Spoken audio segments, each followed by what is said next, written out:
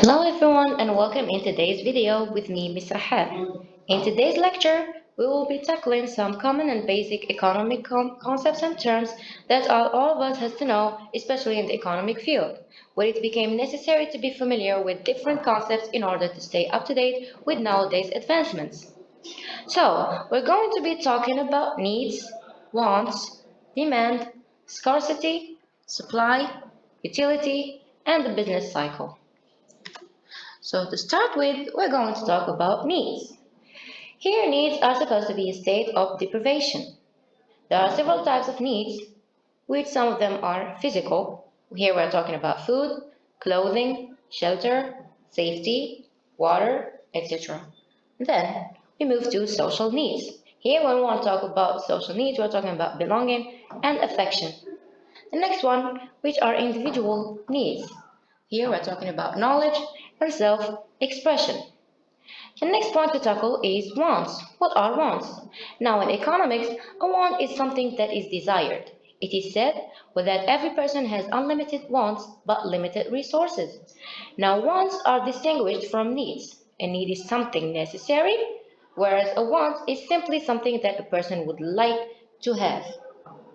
Now, examples of wants that people would like to have is, for example, financial monitoring, saving time, higher paying job, more comfort, healthier diet, physical fitness and stuff, and spirituality and friendship. These are wants. Now we move to demand. What is a demand? Now, demand refers to the customer's desire and willingness to buy a product or a service at a given period of time. Now, consumers must have the ability to pay for what they want or need, so there must be willingness and ability as well. Now, demand is a force that affects economic growth and market expansion. How is that? We have here a demand curve. What is a demand curve? A demand curve represents the relationship between the price of a good or service and the quantity demanded for a given period of time. As we see here, there is a curve of demand shown here. Now we move to scarcity. What is a scarcity? Now, scarcity is one of the key concepts of economics. It means that the demand for a good or service is greater than the availability of the good or the service. What does that mean? When we talk about scarcity, we're talking about the demand for a service or a good or a commodity, but whereas there is no availability, it is not available. For example, we take an example here in Algeria where there is a demand for oil nowadays, but it is not available. Now, scarcity can limit the choices available to the consumers who ultimately make up the economy. Scarcity happens when the demand for a natural resource, product, or service exceeds the supply. That means that there is a demand, but the goods and the services are not available. It exceeds. Now, it implies that the current level of use of natural resources is unsustainable in the long term. Here we can differentiate like three chief causes of scarcity in the economy. We have first demand scarcity, supply scarcity, and structural scarcity. What does it mean, demand scarcity? It is when there is a high demand for a resource or product due to increasing populations or changes in preferences. The next one, supply scarcity. It is when the supply or resource is low or out due to weather, disasters, or resources depletion. Final one, which is structural scarcity, is when there is a mismanagement or inequality of access to populations, often because of politics or location.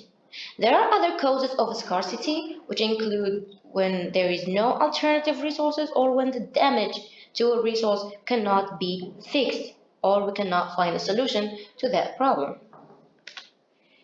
Now, we move to supply. What is supply? By the way, supply and demand are taken into accordance. Whenever we say that there is a demand, there is a supply.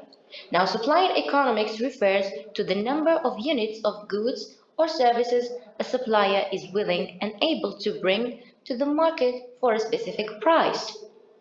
The law of supply explains the reaction of the supplier when the prices in market change. Now, market supply, short-term supply, joint supply, and composite supply, all of these are 5 types of supply. Now, let's start with the first one, short-term supply. It explains that the ability of a purchaser to buy goods is limited by the available supplies. What does it mean? It means that buyers cannot purchase beyond the supplied product. They cannot buy it. The next one, which is the long-term supply. It explains the factor of time availability whenever the demand changes, meaning the availability of time gives the supplier a leeway to adjust to a sudden shift in demand. We move to the next one, which is joint supply. Now, the joint supply explains the consequential supply. For example, land production affects meat and wool supply. In case, for example, farmers reduce farming lands, meat and wool supply will go down. Similarly, an increase will result in the opposite effects. Now, the market supply. The market supply explains the overall willingness and ability of all suppliers to supply the market a particular product on a day-to-day basis. For example, wheat suppliers A and B and C may be willing to supply 506 kilos in the market at $1, for example, per kilo for a total of 11 kilos. If prices rise to $2.50, the supplier may increase to 10, 8, and 15 kilos, respectively. In total, the market supply amounts to 32 kilos. Now we move to composite supply. It is used to explain the supply of products that serves more than one purpose. A perfect illustration is the mining of crude oil. The production of oil affects the manufacturing of petrol, gas, diesel, etc. Now, we move to the next point, which is utility. What is utility in economy? Now, utility in economics refers to the satisfaction levels consumers receive from buying and using a product or service. Now, according to the utility theory, people make purchase and buy decisions based on the degree of satisfaction they get from an item or service. What does it mean? Now, and the economic utility of good or service is important to understand because it directly influences the demand and therefore price of that good or service. Now, in practice, a consumer's utility is usually impossible to measure or quantify. However, some economists believe that they can indirectly estimate what is the utility of an economic good or service by employing various models. What are these models? Now, we start with the first one, which is ordinal utility. What is ordinal utility? Now, ordinal utility refers to the concept of one good being more useful or desired than another. Here it's about preferences. The next one, which is cardinal utility, is the idea of measuring economic value through imaginary units known as utils. And the next one, it is marginal utility. The marginal utility is the utility gained by additional unit of a service or good. Now, we move to the business cycle. What is the business cycle? Now, an economic cycle or business cycle refers to fluctuations of the economy between periods of expansion or growth and contraction, which is recession. Now, factors like gross domestic product, or as known GDP, interest rates, and employment, and consumer spending can help to determine the current stage of the economic cycle. Now, insight into economic cycles can be useful for businesses and investors. The exact causes of a cycle are highly debated among the different schools of economics. Now, we move to the stages of business cycle. An economic cycle is characterized by four stages. The following breakdown describes what is happening in the economy during the different phases of the cycle. The first one, which is expansion. What is expansion? During expansion, the economy experiences relatively rapid growth.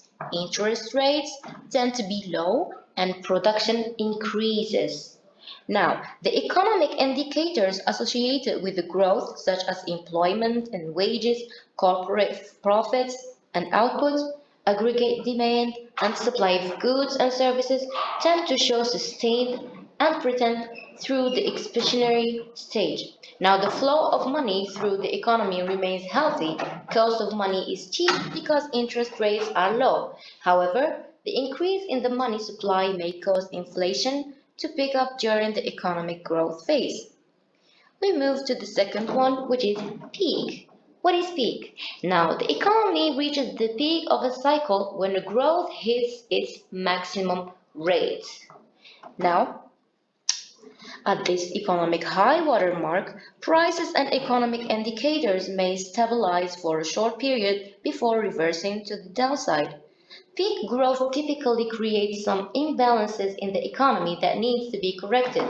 As a result, businesses may start to reevaluate their budgets and spending when they believe that the economic cycle has reached its peak. The next one, which is contraction.